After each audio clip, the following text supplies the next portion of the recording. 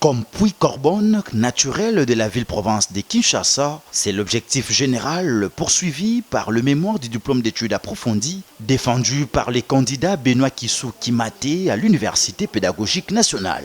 Dans son speech, il a relevé que ses travaux portent sur la gouvernance géoclimatique du domaine de chasse et réserve de Bombo-Lumene sur le plateau des Bateke à Kinshasa, analyse par télédétection spatiale entre 1980 et 2020. Après examen, il faut retenir que la gouvernance actuelle des terroirs villageois est non conforme aux us et coutumes des Téké, qu'une partie des populations locales tient à l'importance du DCRBL et à l'amélioration de sa gouvernance. Certains indices de changement climatique sont détectés par les populations locales, à savoir la rareté des pluies, la faible production agricole, de perturbations de saison, la longue durée de sécheresse et la carence d'eau. En plus, a-t-il ajouté le récipiendaire Benoît Kissouki que toute la ville-province de Kinshasa, y compris le DCRBL, est sous réchauffement en croissance annuelle vers une sécheresse climatique. Ce qui confirme que le domaine des classes et réserves de Bombo-Lumene,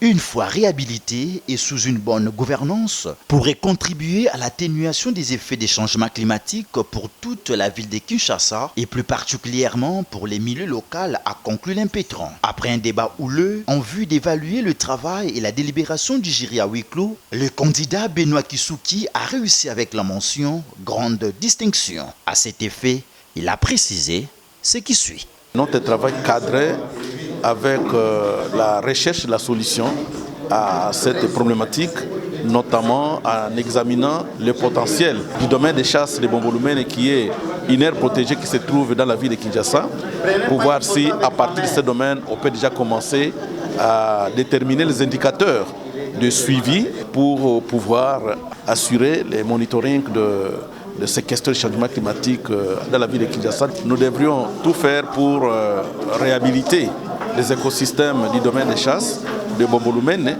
étant entendu que pour le moment, la destruction est encore relative. Il n'y a que 15% de ces domaines qui est déjà détruit, mais si nous pouvons reconstituer les écosystèmes, notamment en arrêtant l'exploitation du Makala dans les domaines, en arrêtant l'exploitation de l'agriculture industrielle dans les domaines, nous pensons que nous pourrions rendre service à la communauté quinoise.